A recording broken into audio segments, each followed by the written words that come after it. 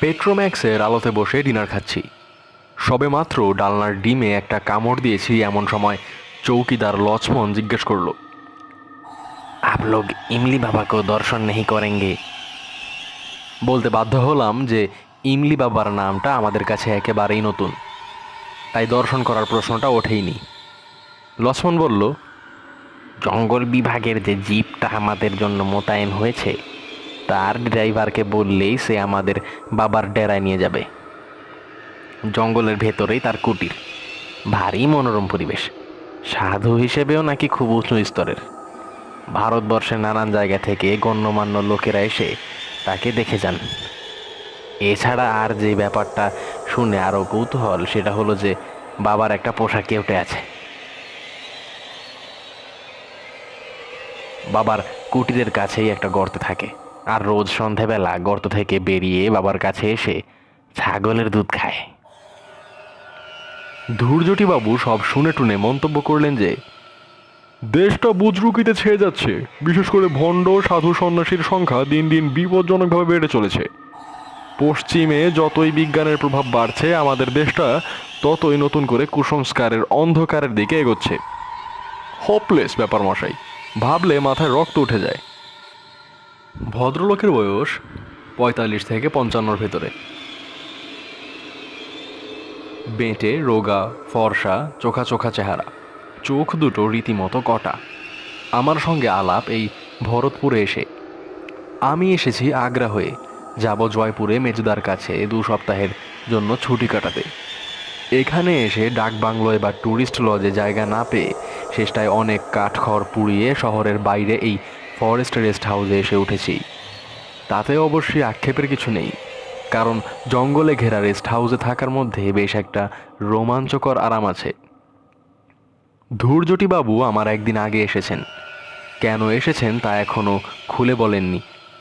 যদিও নিছক বেড়ানো ছাড়া আর কোনো কারণ থাকতে হবে এমন কোনো কথা নেই।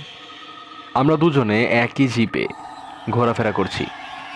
কাল এখান থেকে ২২ মাইল পূবে দিগ বলে একটা জায়গায় গিয়েছিলাম, সেখানকার কেল্লা আর প্রাসাদ দেখতে। ৮:৩০টার সময় খাওয়া শেষ করে সামনের বারান্দায় বেতের চেয়ারে বসে চাঁদনি রাতে জঙ্গলের শোভা দেখতে দেখতে ধূর্যটিবাবুকে বললাম, ওই যে সাধু বাবার কথা বলছিল, যাবেন নাকি দেখতে? ধূর্যটিবাবু তার হাতের সিগারেটটা একটা ইউক্যালিপটাস গাছের গুড়ির দিকে ছুঁড়ে ফেলে বললেন, কেউটে পোষ মানে না, মানতে পারে না। সাপ সম্বন্ধে আমার যথেষ্ট জ্ঞান আছে। ছেলেবেলায় জলপাইগুড়িতে থাকতাম, নিজ হাতে অজস্র সাপ মেরেছি। কেউটে হচ্ছে বীভৎস শয়তান সাপ, পোষ মানানো অসম্ভব। কাজেই সাধু বাবার খবরটা কতটা সত্যি সে বিষয়ে যথেষ্ট সন্দেহ আছে। আমি বললাম, কাল তো বিকেলে এমনিতে কোনো প্রোগ্রাম নেই, সকালে বায়ানের কেল্লা দেখে আসার পর থেকেই তো ফ্রি। আপনার বুঝি সাধু সন্ন্যাসীদের ওপর খুব ভক্তি? প্রশ্নটার পেছনে বেশ একটা খোঁচা রয়েছে, সেটা বুঝতে পারলাম, কিন্তু আমি জবাবটা দিলাম খুবই সরলভাবে। ভক্তির কথা আর আসছে কি করে, কারণ সাধু সংসর্গের তো কোনো সুযোগই হয়নি এখন পর্যন্ত। তবে কৌতূহল যে আছে সেটা অস্বীকার করব না। আমারও ছিল এককালে, কিন্তু একটা অভিজ্ঞতার পর থেকে আর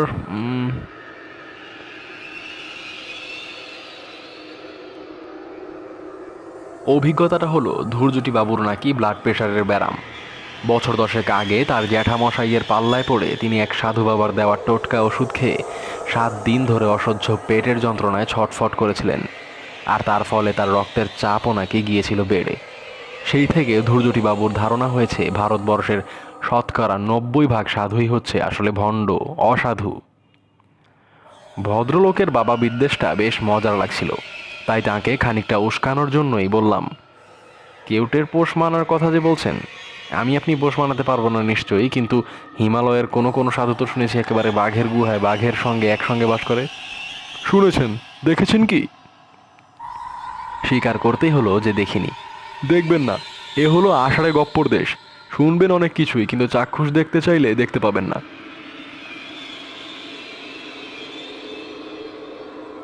বায়ানের কেল্লা দেখে রেস্ট হাউসে ফিরে লাঞ্চ ও বিশ্রাম সেরে ইমলি বাবার ডেরায় পৌঁছতে 4টে বেজে গেল। ধূর্যটিবাবু এ ব্যাপারে আর আপত্তি করেননি। হয়তো তার নিজেরও বাবা সম্পর্কে একটু কৌতূহল হচ্ছিল। জঙ্গলের মধ্যে একটা দিব্যি পরিষ্কার খোলা জায়গায় একটা বিরাট তেঁতুল গাছের নিচে বাবার কুটির। গাছের থেকেই বাবার নামকরণ, আর সেটা করেছে স্থানীয় লোকেরা। বাবার আসল নাম কি তা কেউ জানে না। খেজুর পাতার ঘরে একটি মাত্র চেলা সঙ্গে নিয়ে ভাল্লুকের ছালের ওপর বসে আছেন বাবা। চেলাটির বয়স অল্প, বাবার বয়স কত তা বোঝার কোনো উপায় নেই। সূর্য ডুবতে এখনও ঘন্টাখানেক বাকি, কিন্তু তেঁতুল পাতার ঘন ছাউনির জন্য এই জায়গাটা এখনই বেশ অন্ধকার। কুটিরের সামনে ধুনি জ্বলছে, বাবার হাতে গাঁজার কলকে। ধুনির আলোতেই দেখলাম কুটিরের এক পাশে একটা দড়ি টাঙানো, তাতে একটা গামছা আর একটা কৌপিন ছাড়া ঝোলানো রয়েছে গোটা দশেক সাপের খোলস। আমাদের দেখে বাবা কলকের ফাঁক দিয়ে একটু হাসলেন। ধৈর্যটিবাবু ফিস করে বললেন, বৃথা সময় নষ্ট না করে আসল প্রসঙ্গে চলে যান। দুধ খাওয়ার সময়টা কখন জিজ্ঞেস করুন। आप बाल किशन से मिलना चाहते हैं? ইমলি বাবা আশ্চর্য উপায়ে আমাদের মনের কথা জেনে ফেলেছেন। কেউটের নাম যে বালকিষণ সেটা আমাদের জিপের ড্রাইভার দীনদয়াল কিছুক্ষণ আগেই আমাদের বলেছে। ইমলি বাবাকে বলতেই হলো যে আমরা তার সাপের কথা শুনেছি এবং পোষা সাপের দুধ খাওয়া দেখতে আমাদের ভারী আগ্রহ। সেই সৌভাগ্য হবে কি? ইমলি বাবা আক্ষেপের ভঙ্গিতে মাথা নাড়লেন, বললেন, বালকিষণ রোজই সূর্যাস্তের সঙ্গে সঙ্গে বাবার ডাক শুনে গর্ত থেকে বেরিয়ে কুটিরে এসে দুধ খেয়ে যায়। দুদিন আগে পর্যন্ত এসেছে, কিন্তু গতকাল থেকে তার শরীরটা তেমন ভালো নেই। আজ পূর্ণিমা, আজও সে আসবে না, আসবে আবার কাল থেকে। সাপের শরীর খারাপ হয় এ খবরটা আমার কাছে নতুন। তবে পোষা তো হবে নাই বা কেন? গরু, ঘোড়া, কুকুর ইত্যাদির জন্য তো হাসপাতালই আছে।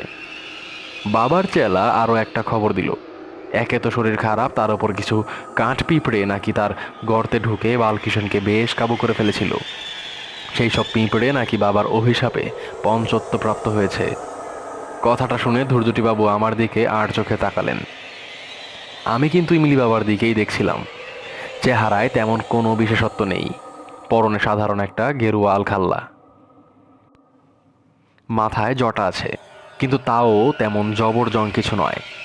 দু কানে দুটো লোহার মাকড়ি, গলায় গোটা চারেক ছোট বড় মালা, ডান কনুইয়ের উপরে একটা তাবিজ।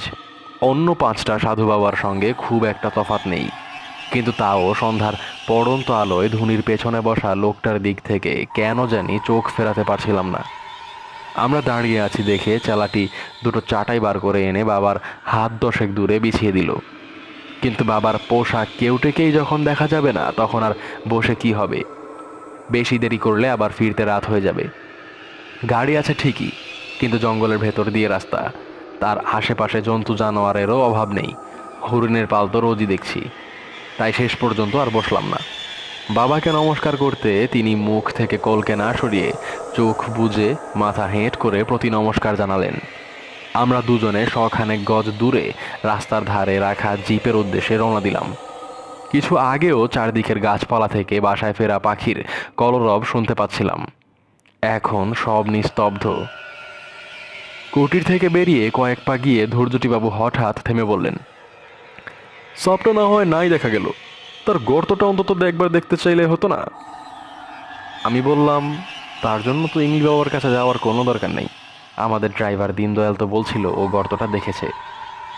ঠিক কথা। গাড়ি থেকে দীনদয়ালকে নিয়ে আমরা আবার ফিরে এলাম। এবার কুটিরের দিকে না গিয়ে একটা বাদাম গাছের পাশ দিয়ে সরু পায়ে হাঁটা পথ ধরে খানিক দূর এগিয়ে যেতেই সামনে একটা কাঁটা ঝোপ পড়ল। আশেপাশে পাথরের টুকরো পড়ে থাকতে দেখে মনে হলো এককালে এখানে হয়তো একটা দালান জাতীয় কিছু ছিল। দীনদয়াল বলল, ওই ঝোপটার ঠিক পেছনেই নাকি সাপের গর্ত। এমনি দেখে কিছু বোঝার নেই, কারণ আলো আরও কমে এসেছে। ধৈর্যটিবাবু তার কোটের পকেট থেকে একটা ছোট্ট টর্চ বার করে ঝোপের ওপর আলো ফেলতেই পেছনে গর্তটা দেখা গেল। যাক, গর্তটা তাহলে সত্যিই আছে। কিন্তু সাপ, সে কি আর অসুস্থ অবস্থায় আমাদের কৌতূহল মেটানোর জন্য বাইরে বেরোবে? সত্যি বলতে কি, সাধু বাবার হাতে কেউটের দুধ খাওয়া দেখার বাসনা থাকলেও সেই কেউটের গর্তের সামনে দাঁড়িয়ে তাকে দর্শন করার খুব ইচ্ছা ছিল না। কিন্তু ধৈর্যটি বাবুর কৌতূহল দেখলাম আমার চেয়েও বেশি। আলোয় যখন কাজ হলো না তখন ভদ্রলোক মাটি থেকে ঢেলা কুড়িয়ে নিয়ে সেগুলো ঝোপের ওপর ফেলতে আরম্ভ করলেন। এই বাড়াবাড়িটা আমার ভালো লাগলো না। বললাম, কি হলো মশাই, আপনার দেখি রোগ চেপে গেছে, আপনি তো বিশ্বাসই করছিলেন না যে সাপ আছে। ভদ্রলোক এবার একটা বেশ বড় ঢেলা হাতে তুলে নিয়ে বললেন, এখনো করছি না, এই ঢেলাতেও যদি ফল না হয় তাহলে বুঝবো বাবাজি সম্বন্ধে একটা গাঁজাখুরি গল্প প্রচার করা হয়েছে। লোকের ভুল বিশ্বাস যত ভাঙানো যায় ততই মঙ্গল। ঢেলাটা একটা ভারী শব্দ করে ঝোপের ওপরে পড়ে কাটা সমেত পাতাগুলোকে তছনছ করে দিল। ধৈর্যটিবাবু টর্চটা ধরে আছেন গর্তের ওপর। কয়েক মুহূর্ত সব চুপ। কেবল বনের মধ্যে কোথায় যেন একটা ঝিঝি সবেমাত্র ডাকতে আরম্ভ করেছে। এবার তার সঙ্গে আরেকটা শব্দ যোগ হলো, একটা শুকনো সুরহীন শীষের মতো শব্দ। তারপর পাতার খসখসানি, আর তারপর টর্চের আলোয় দেখা গেল একটা কালো মসৃণ জিনিসের খানিকটা। সেটা নড়ছে, সেটা জ্যান্ত, আর ক্রমেই সেটা গর্তের বাইরে বেরিয়ে আসছে। এবার ঝোপের পাতা নড়ে উঠল, আর তার পর মুহূর্তেই তার ফাঁক দিয়ে বেরিয়ে এলো একটা সাপের মাথা। টর্চের আলোয় দেখলাম কেউটের চোখ জ্বলজ্বল করছে, আর তার দুভাগে চেরা জিভ, যেটা বারবার মুখ থেকে বেরিয়ে এসে লিকলিক করে আবার শুরুত করে ভেতরে ঢুকে যাচ্ছে। দীনদয়াল কিছুক্ষণ থেকেই জিপে ফিরে যাবার জন্য তাগাদা করছিল।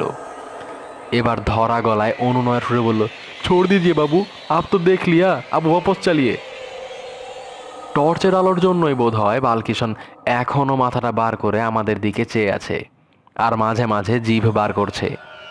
আমি সাপ দেখেছি অনেক, কিন্তু এত কাছ থেকে এভাবে কাল কেউটে কখনো দেখিনি।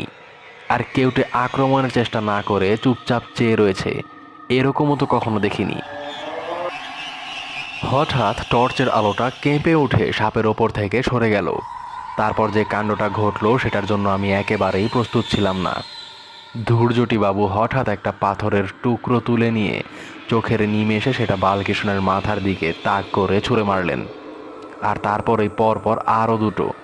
একটা বিশ্রী আশঙ্কায় দিশে হারা হয়ে আমি বলে উঠলাম, আপনি এটা কি করলেন ধৈর্যটিবাবু?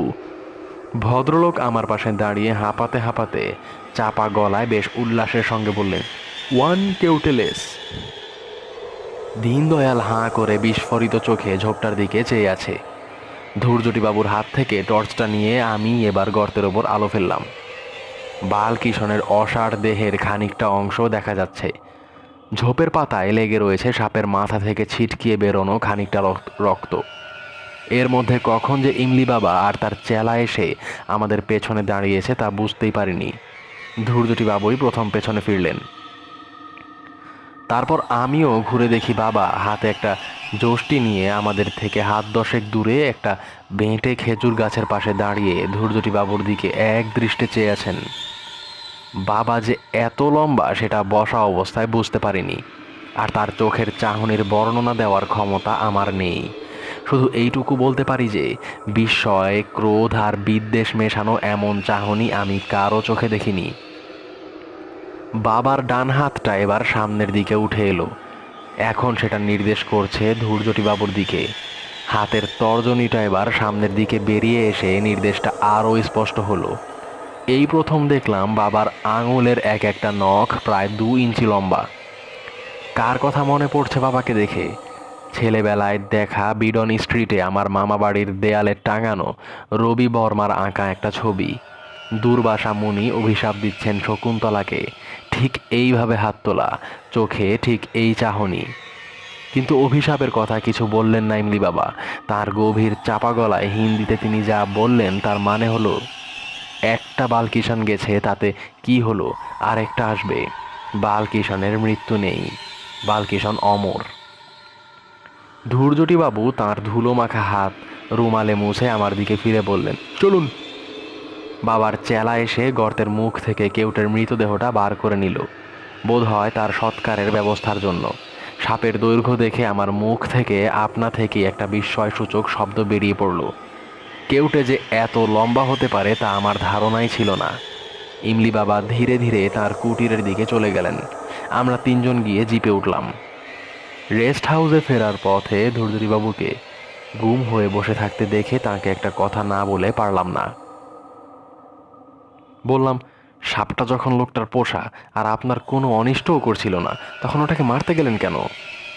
ভেবেছিলাম ভদ্রলোক বুঝি সাপ আর সাধুদের আরও কিছু কড়া কথা শুনিয়ে নিজের কুকীর্তি সমর্থন করার চেষ্টা করবেন, কিন্তু তিনি সেসব কিছুই না করে উল্টে আমাকে একটা সম্পূর্ণ অবান্তর প্রশ্ন করে বসলেন। খগম কে বলুন তো মশাই? খগম? খগম নামটা আবছা আবছা চেনা চেনা মনে হচ্ছে, কিন্তু কোথায় শুনেছি বা পড়েছি মনে পড়ল না। ধূর্যটিবাবু আরও বার দুয়েক আপন মনে খগম খগম করে শেষটায় চুপ করে গেলেন। রেস্ট হাউসে যখন পৌঁছলাম তখন 6:30 বাজে। ইমলি বাবার চেহারাটা মাঝে মাঝে মনে পড়ছে। দুর্বাসার মতো চোখ পাকিয়ে হাত তুলে রয়েছেন ধূর্যটিবাবুর দিকে। ভদ্রলোকের কেন যে এমন মতিভ্রম হলো কে জানে। তবে মন বলছে ঘটনার শেষ দেখে এসেছি আমরা, কাজেই ও নিয়ে আর ভেবে লাভ নেই। বাবা নিজেই বলেছেন বালকৃষ্ণের মৃত্যু নেই। ভরতপুরের জঙ্গলে কি আর কেউটে নেই? কালকের মধ্যে নিশ্চয়ই বাবার চেলা চামুন্ডারা আরেকটা কেউটে ধরে এনে বাবাকে উপহার দেবে। ডিনারে লক্ষ্মণ মুরগির কারি রেঁধেছিল, আর তার সঙ্গে ঘিয়ে ভাজা হাতের রুটি আর উরুৎকা ডাল। সারাদিনের ঘোরাফেরার পরে খিদেটা দিব্যি হয়। কলকাতায় রাত্রে যা খাই তার ডবল খেয়ে ফেলি অক্লেশে। ধৈর্যটিবাবু ছোটোখাটো মানুষ হলে কি হবে, তিনিও বেশ ভালোই খেতে পারেন। কিন্তু আজ যেন মনে হলো ভদ্রলোকের খিদে নেই। শরীর খারাপ লাগছে কিনা জিজ্ঞেস করাতে কিছু বললেন না। আমি বললাম, আপনি কি বালকৃষ্ণের কথা ভেবে আক্ষেপ করছেন? ধৈর্যটিবাবু আমার কথায় মুখ খুললেন বটে, কিন্তু যা বললেন সেটাকে আমার প্রশ্নের উত্তর বলা চলে না। পেট্রোম্যাক্সের দিকে এক দৃষ্টে তাকিয়ে থেকে গলাটাকে ভীষণ সরু আর মোলায়েম করে বললেন, সবটা ফিস ফিস করছিল? ফিস ফিস? আমি হেসে বললাম, ফিস ফিস না ফোঁস ফোঁস? ধৈর্যটিবাবু আলোর দিক থেকে চোখ না সরিয়ে মাথা নেড়ে বললেন, না, ফিস ফিস। সাপের ভাষা সাপের শীষ। ফিস ফিস ফিস ফিস। কথাটা বলে ভদ্রলোক নিজেই জিভের ফাঁক দিয়ে সাপের শীষের মতো শব্দ করে চুপ করে গেলেন। তারপর আবার ছড়া কাটার ভঙ্গিতে মাথা নেড়ে বললেন, সাপের ভাষা সাপের শীষ। ফিস ফিস ফিস ফিস। বালকিষণের বিষম বিষ। ফিস ফিস ফিস ফিস। এটা কি ছাগলের দুধ? শেষ কথাটা অবশ্যই ছড়ার অংশ নয়, সেটা হলো সামনে প্লেটে রাখা পুডিংকে উদ্দেশ্য করে। লক্ষ্মণ শুধু দুধটা বুঝে ছাগল টাগল না বুঝে বলল, হ্যাঁ বাবু, দুধ হ্যায় আর আন্ডে ভি হ্যায়। দুধ আর ডিম দিয়ে যে পুডিং হয় সে কে না জানে। ধৈর্যটিবাবু লোকটা স্বভাবতই একটু খামখেয়ালি ও ছিটগ্রস্ত, কিন্তু ওর আজকের হাবভাবটা একটু বাড়াবাড়ি বলে মনে হচ্ছিল। তিনি নিজেই হয়তো সেটা বুঝতে পেরে যেন জোর করে নিজেকে সামলে নিয়ে বললেন, বড় বেশি রোদে ঘোরা হয়েছে কদিন, তাই বোধ হয় মাথাটা, কাল থেকে একটু সাবধান হতে হবে। আজ শীতটা বেশ জাঁকিয়ে পড়েছে, তাই খাবার পরে আর বাইরে না বসে ঘরে গিয়ে আমার সুটকেসটা গোছাতে লাগলাম। কাল সন্ধ্যার ট্রেনে ভরতপুর ছাড়ব। মাঝরাত্রিরে সবাই মধুপুরে চেঞ্জ, ভোর 5টায় জয়পুর পৌঁছানো। অন্তত এটাই ছিল আমার প্ল্যান, কিন্তু সে প্ল্যান ভেস্তে গেল। মেজদাকে টেলিগ্রাম করে জানিয়ে দিতে হলো যে অনিবার্য কারণে যাওয়া একদিন পিছিয়ে যাচ্ছে। কেন এমন হলো সেটাই এখন বলতে চলেছি। ঘটনাগুলো যথাসম্ভব স্পষ্ট ও অবিকলভাবে বলতে চেষ্টা করব। এ ঘটনা যে সকলে বিশ্বাস করবে না সেটা জানি।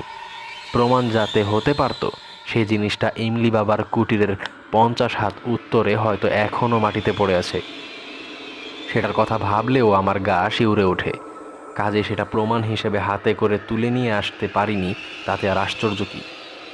যাগে, এখন ঘটনায় আসা যাক। সুটকেস গুছিয়ে লণ্ঠনটাকে কমিয়ে ড্রেসিং টেবিলের আড়ালে চোখ রেখে রাতের পোশাক পরে বিছানায় উঠতে যাব, এমন সময় পূব দিকের দরজায় টোকা পড়ল। এই দরজার পেছনেই ধৈর্যটিবাবুর ঘর। দরজা খুলতেই ভদ্রলোক চাপা গলায় বললেন, আপনার কাছে ফ্লিট জাতীয় কিছু আছে, কিংবা মশা তাড়ানোর অন্য কোনো ওষুধ? আমি বললাম, মশা এলো কোত্থেকে? আপনার ঘরের দরজা জানালায় জাল দেওয়া নেই? তা আছে, তবে তাও কি যেন কামড়াচ্ছে। সেটা টের পাচ্ছেন আপনি? হাতে মুখে দাগ হয়ে যাচ্ছে। দরজার মুখটায় অন্ধকার, তাই ভদ্রলোকের চেহারাটা ভালো করে দেখতে পাচ্ছিলাম না। বললাম, আসুন ভেতরে, দেখি কি দাগ হলো। ধৈর্যটিবাবু ঘরের ভেতরে এলেন। লণ্ঠনটা সামনে তুলে ধরতেই দাগগুলো দেখতে পেলাম। রুহিতন মার্কা কালশিটের মতো দাগ। এ জিনিস আগে কখনো দেখিনি, আর দেখে মোটেই ভালো লাগলো না। বললাম, বিদ ঘুটে ব্যারাম বাঁধিয়েছেন। অ্যালার্জি থেকে হতে পারে। কাল সকালে উঠেই ডাক্তারের খোঁজ করতে হবে। আপনি বরং ঘুমোতে চেষ্টা করুন, ও নিয়ে আর চিন্তা করবেন না। আর এটা পোকার ব্যাপার নয়, অন্য কিছু। যন্ত্রণা হচ্ছে কি? হুম, তাও ভালো। যান শুয়ে পড়ুন। ভদ্রলোক চলে গেলেন, আর আমিও বিছানায় উঠে কম্বলের তলায় ঢুকে পড়লাম। রাত্রে ঘুমোবার আগে বিছানায় শুয়ে বই পড়ার অভ্যাস। এখানে লণ্ঠনের আলোয় সেটা আর পড়া সম্ভব হচ্ছে না। আর সত্যি বলতে কি, সেটার প্রয়োজনও নেই। সারাদিনের ক্লান্তির পর বালিশে মাথা দেবার 10 মিনিটের মধ্যে ঘুম এসে যায়। কিন্তু আজ আর সেটা হলো না। একটা গাড়ির শব্দে তন্দ্রা ভেঙে গেল। সাহেবের গলা শুনতে পাচ্ছি, আর একটা অচেনা কুকুরের ডাক। ট্যুরিস্ট এসেছে রেস্ট হাউসে। কুকুরটা ধমক খেয়ে চেঁচানো থামালো। সাহেবরাও বোধহয় ঘরে ঢুকে পড়েছে। আবার সব নিস্তব্ধ, কেবল বাইরে ঝিঁঝি ডাকছে। না, শুধু ঝিঁঝি নয়, তাছাড়াও আর একটা শব্দ পাচ্ছি। আমার পূব দিকের প্রতিবেশী এখনও সজাগ, শুধু সজাগ নয়, সচল। তার পায়ের শব্দ পাচ্ছি। অথচ দরজার তলার ফাঁক দিয়ে কিছুক্ষণ আগেই দেখেছি লণ্ঠনটা হয় নিভিয়ে দেওয়া হলো, না হয় পাশের বাথরুমে রেখে আসা হলো। অন্ধকার ঘরে ভদ্রলোক পায়চারি করছেন কেন? এই প্রথম আমার সন্দেহ হলো যে ভদ্রলোকের মাথায় হয়তো ছিটেরও একটু বেশি কিছু আছে। তার সঙ্গে আমার আলাপ মাত্র 2 দিনের। তিনি নিজে যা বলেছেন তার বাইরে তার সম্বন্ধে আমি কিছুই জানি না। কিন্তু সত্যি বলতে কি, মাত্র কয়েক ঘন্টা আগে পর্যন্ত যাকে পাগলামো বলে তার কিন্তু কোনো লক্ষণ আমি ধূর্যটিবাবুর মধ্যে দেখিনি। দিগ আর বায়ানের কেল্লা দেখতে দেখতে তিনি যে ধরনের কথাবার্তা বলছিলেন তাতে মনে হয় ইতিহাসটা তাঁর বেশ ভালোভাবেই পড়া আছে। না, ভদ্রলোকের শরীরটাই বোধহয় খারাপ হয়েছে। কাল একজন ডাক্তারের খোঁজ করা অবশ্য। আমার ঘড়ির রেডিয়াম ডায়ালে তখন বলছে 11:15। পূবের দরজায় আবার টোকা পড়ল। এবার বিছানা থেকে না উঠে একটা হাঁক দিলাম। কি ব্যাপার ধৈর্যটিবাবু? কি বলছেন? বুঝলাম ভদ্রলোকের কথা আটকে গেছে। এ তো আচ্ছা ফ্যাসাদে পড়া গেল দেখছি। আবার বললাম, কি বলছেন ঠিক করে বলুন, শুনবেন একটু। অগত্যা উঠলাম।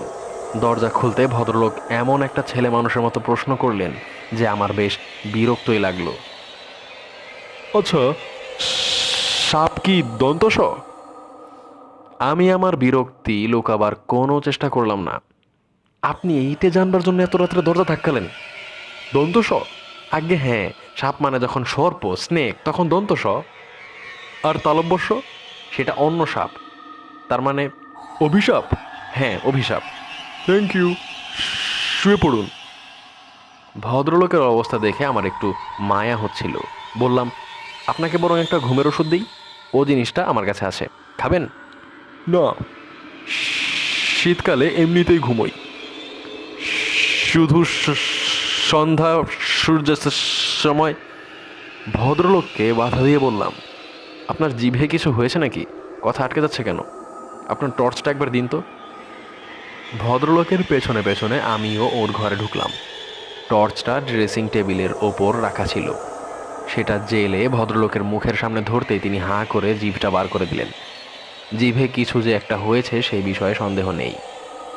একটা সরু লাল দাগ ডগা থেকে শুরু করে জিভের মাঝখান পর্যন্ত চলে গেছে। এটাতেও কোনো যন্ত্রণা নেই বলছেন? কই না তো। কি যে ব্যারাম বাঁধিয়ে বসেছেন ভদ্রলোক, সেটা আমার বোঝার কোনো উপায় নেই। এবার ভদ্রলোকের খাটের দিকে চোখ গেল।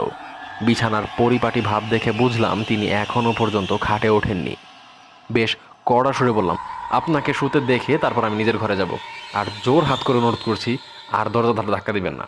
কাল ট্রেনে ঘুম হবে না, তাই আজকের রাতটা ঘুমিয়ে নিতে চাই। ভদ্রলোক কিন্তু খাটের দিকে যাবার কোনো রকম আগ্রহ দেখালেন না। লণ্ঠনটা বাথরুমে রাখা হয়েছে, তাই ঘরে প্রায় আলো নেই বললেই চলে। বাইরে পূর্ণিমার চাঁদ।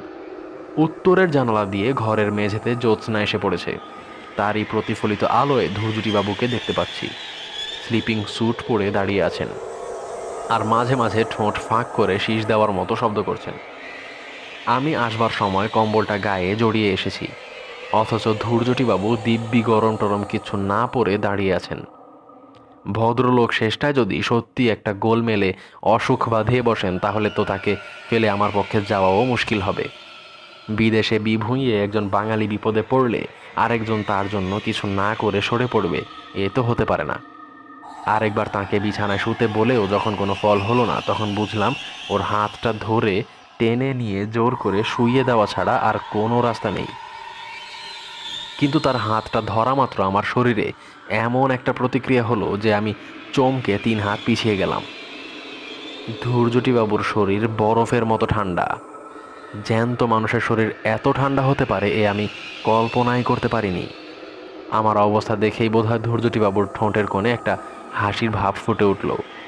তার কটা চোখ দিয়ে তিনি এখন আমার দিকে চেয়ে মিচকি মিচকি হাসছেন। আমি ধরা গলায় বললাম, আপনার কি হয়েছে বলুন তো? ধূর্যটিবাবু আমার দিক থেকে চোখ সরালেন না, এক দৃষ্টে চেয়ে আছেন প্রায় মিনিট খানেক ধরে। অবাক হয়ে দেখলাম যে একটিবারও তার চোখের পাতা পড়ল না। এরই মধ্যে তার জিভটা বার কয়েক ঠোঁটের ফাঁক দিয়ে বেরোলো। তারপর তিনি ফিস ফিস গলায় বললেন, বাবা ডাকছেন, বালকিষণ, বালকিষণ, বাবা ডাকছেন। তারপর ভদ্রলোকের হাঁটু ভাঁজ হয়ে গেল। তিনি প্রথমে হাঁটু গেড়ে বসলেন, তারপর শরীরটাকে সামনে এগিয়ে দিয়ে মাটিতে উপুড় হয়ে শুয়ে কনুইয়ের উপর ভর করে নিজেকে হেঁচড়ে টেনে নিয়ে খাটের তলায় অন্ধকারে চলে গেলেন।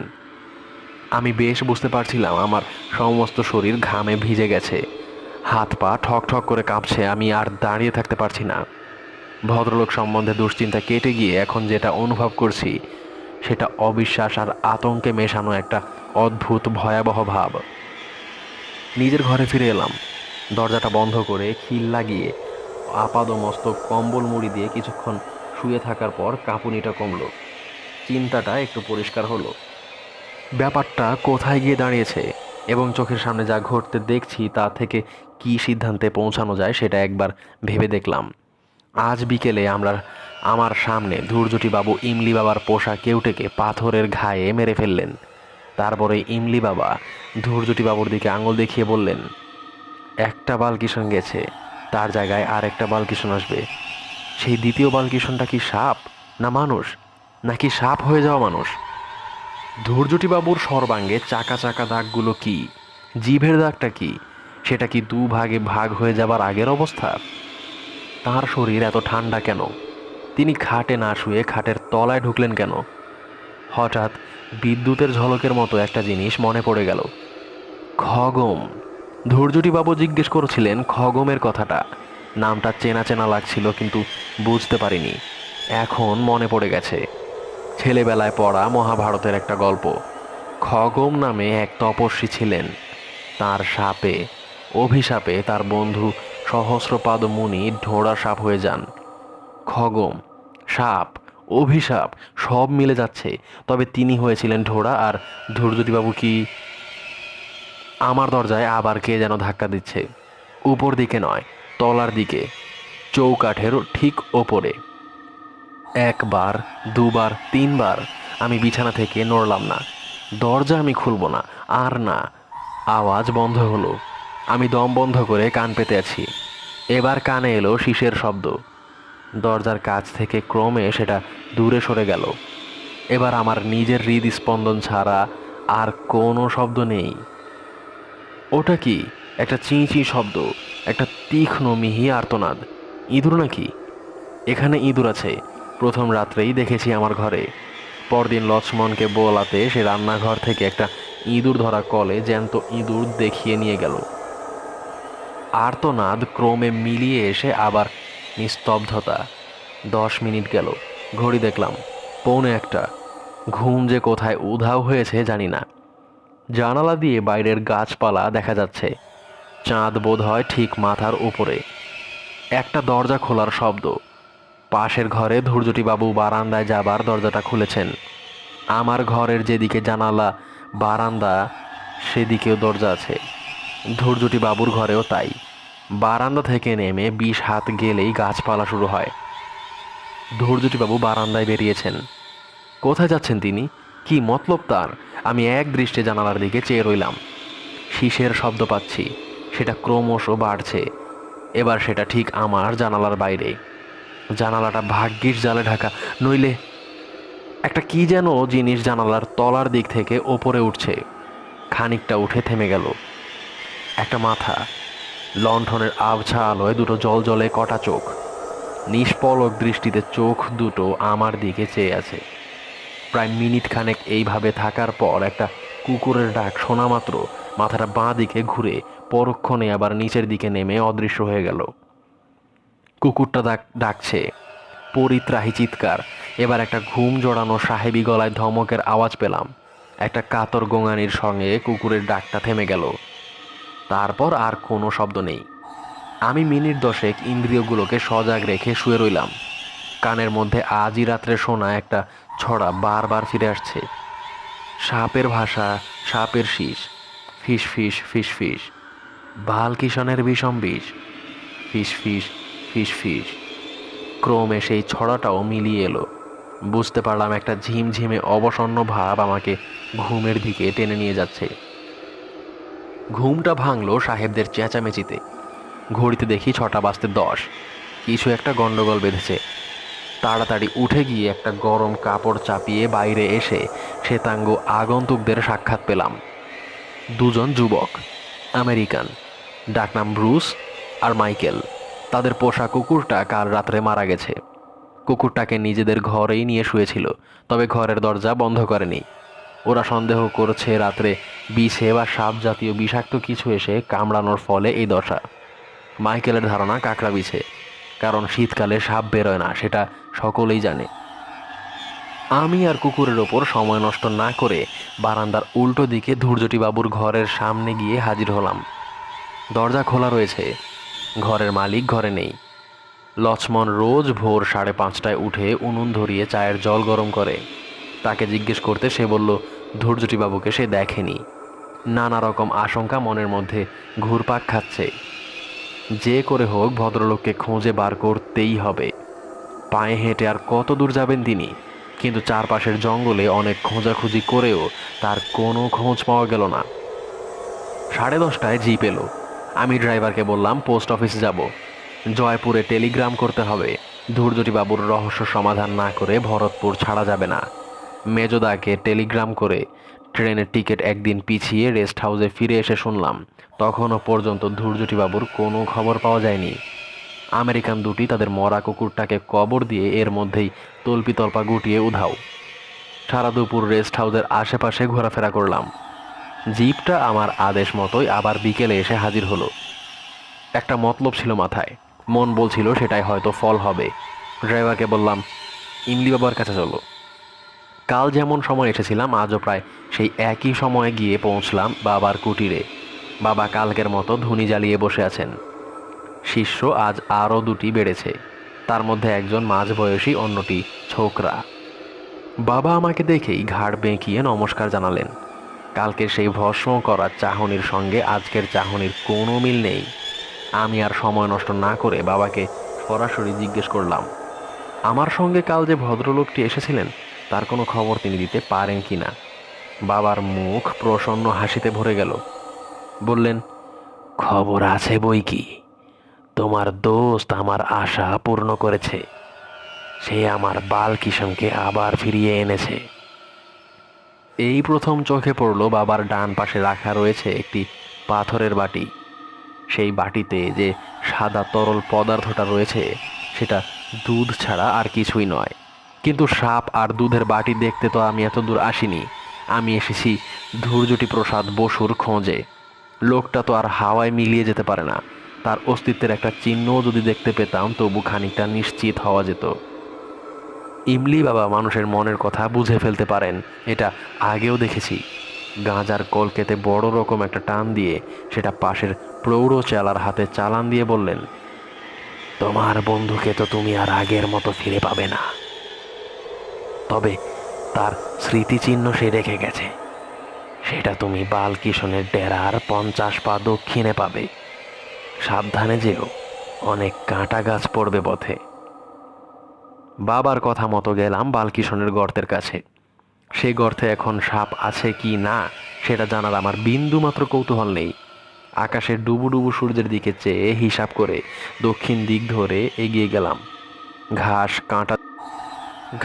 কাঁটা ঝোপ, পাথরের টুকরো আর চোর কাঁটার ভেতর দিয়ে গুনে গুনে 50 পা এগিয়ে গিয়ে একটা অর্জুন গাছের গুঁড়ির ধারে যে জিনিসটা পড়ে থাকতে দেখলাম, সেরকম জিনিস এই কয়েক মিনিট আগেই ইমলি বাবার কুটিরের দড়ি থেকে ঝুলতে দেখে এসেছি। সেটা একটা খোলস। সারা খোলসের ওপর রুহিতন মার্কা নকশা। সাপের খোলস কি? না, তা নয়। সাপের শরীর কি এত চওড়া হয়? আর তার দুপাশ দিয়ে কি দুটো হাত আর তলা দিয়ে কি একজোড়া পা বেরোয়? আসলে এটা একটা মানুষের খোলস। সেই মানুষটা এখন আর মানুষ নেই। সে এখন ওই গর্তটার মধ্যে কুণ্ডুলি পাকিয়ে শুয়ে আছে। সে যাতে কেউটে, তার দাঁতে বিষ। ওই যে তার শীষ শুরু হলো, ওই যে সূর্য ডুবলো, ওই যে ইমলি বাবা ডাকছে, বালকিষান, বালকিষান, বালকিষান।